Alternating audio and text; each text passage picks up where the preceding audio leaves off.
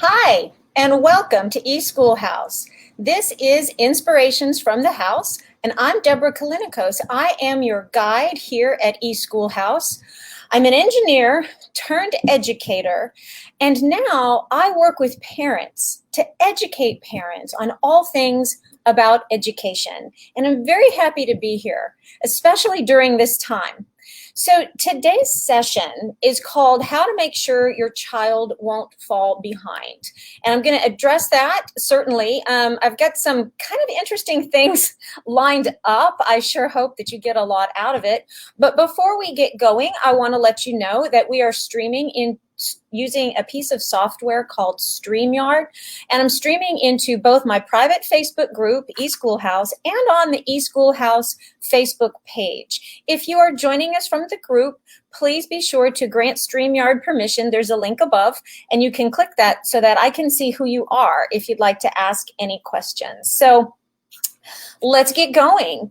Today's topic, I titled it, How to Make Sure your child won't fall behind. And then I got to ask, fall behind what? Okay.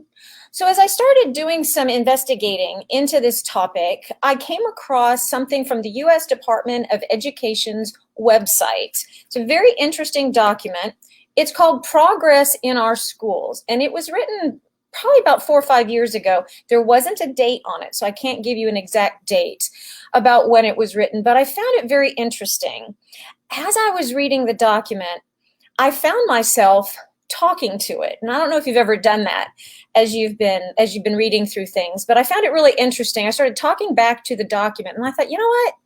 That's a session. This is a session right here. So what I'm going to do is I copied out snippets from the document, and I will definitely provide a link to the full document if you would like that.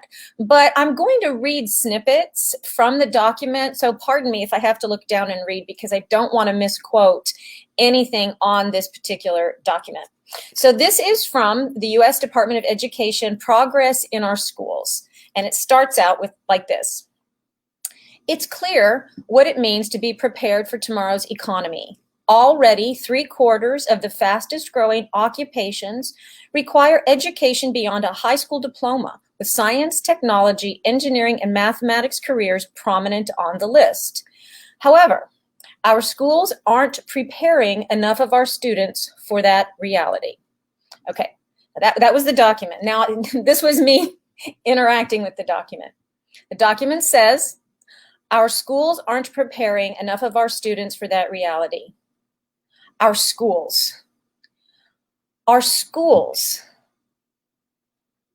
our schools the only place where children are educated? Well, let's think about this. Okay, where else do children learn how to think creatively? Where else do children learn problem-solving skills? Where else do children learn to think outside the box, to get really analytical about something? Where else do children have the opportunity to go really deeply into something? Okay, now I'm back to the document. Today, the United States has one of the highest high school dropout rates in the world. And that is sadly true. It doesn't address why. It just tells us that fact. But why? What are some reasons that we have the highest dropout rate in the world? Well, let's think about this. When a child starts first grade, she's 6 years old. You know, when she goes into second grade, she's 7 years old. When she goes into third grade, she's 8 years old. Well, when they go from 6th to 7th, from 7th to 8th, what are the requirements? What does it really take to get a child promoted from one grade to the other? The answer is a birthday.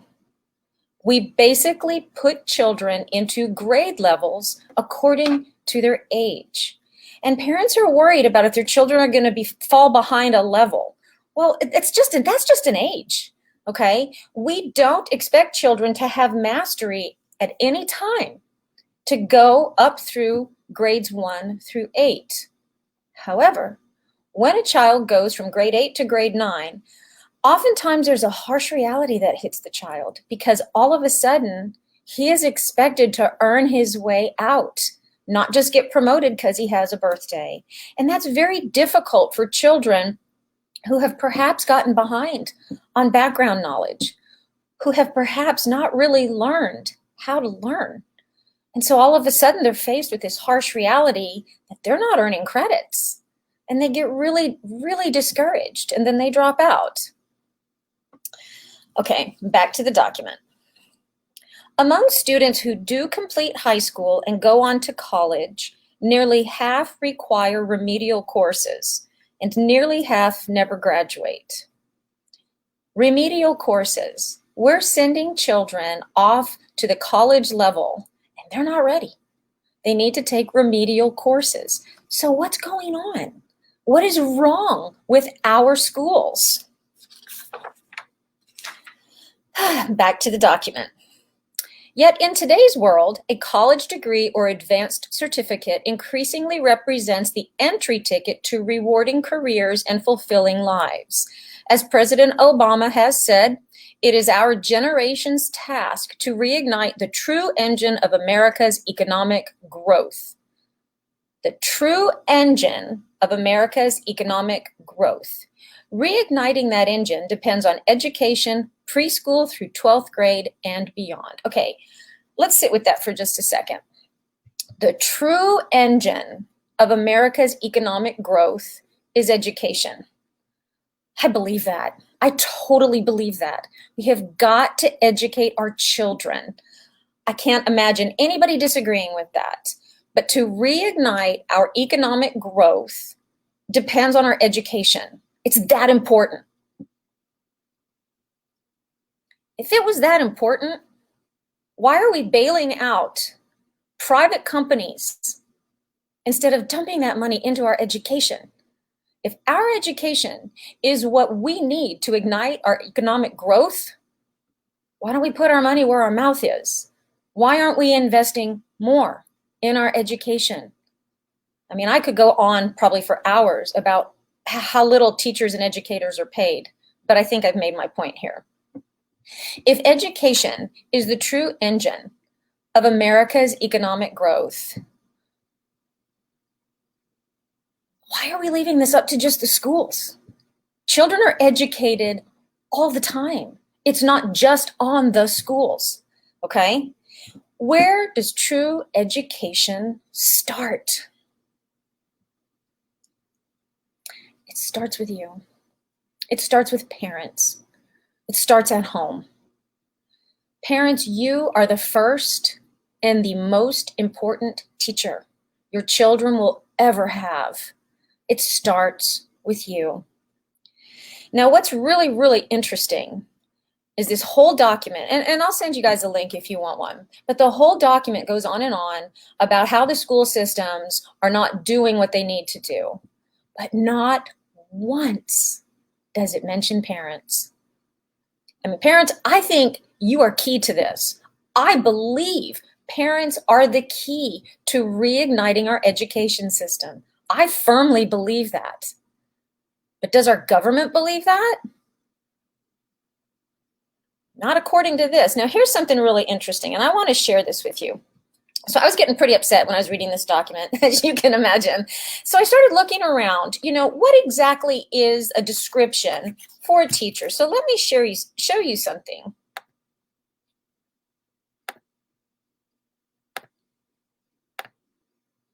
Excuse me 1 second. Let me take that down because I want to show you. Okay, here we go. I found this job description on a website for a progressive type of school. There are so many schools out there that are endeavoring to do this differently, and I applaud them for that. So this job description is for a teacher. Wanted, a caring, nurturing adult that can counsel children as they grow and mature. The successful candidate must be able to help children integrate their social, emotional, and intellectual growth, guide children to use knowledge, both old and new, and make better decisions in their personal lives, and teach children how to value contributing to society. This is a job description for a teacher. Sounds like a parent to me.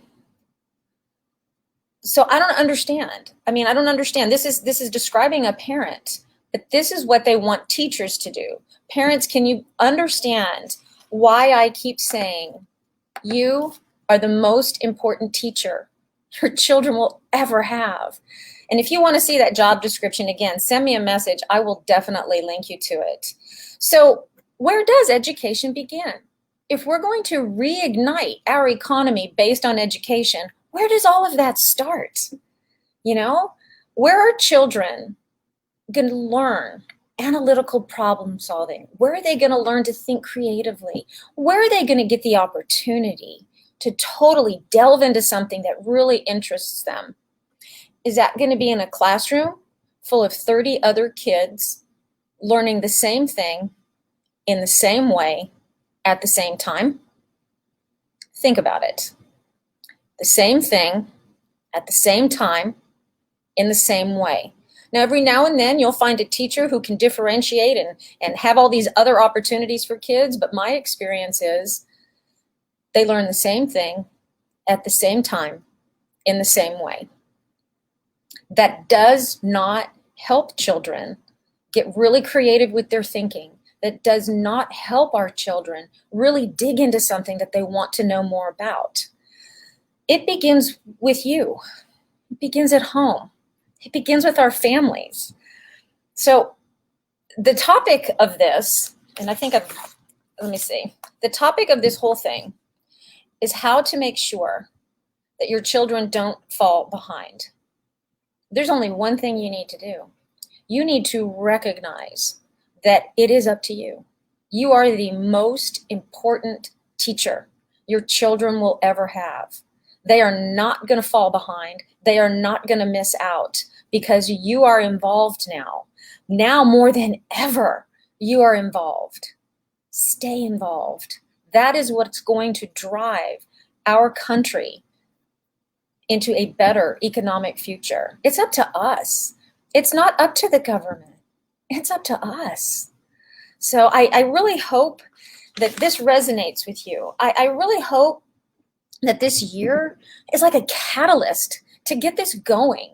Our children are the most important resource we have. And quite frankly, it doesn't matter what country you live in. Our children are the future. So we need to educate them. We, as parents, need to step up and acknowledge our role as the most important teacher for our children. So I hope that you got something out of that today. If you would like the link to the document, send me a message. I'll make sure that you get it. I also want to let you know that if you would like to know more about these types of things, about how to inspire authentic learning in your children, how you can do that from home, I am teaching a masterclass starting on Monday, August 10th through Friday, August 15th. And the masterclass is called How to Inspire Authentic Learning, 5 Ways to Motivate Academic Success. And basically, it's about what parents can do with their kids at home right now to make sure that your child experiences authentic learning.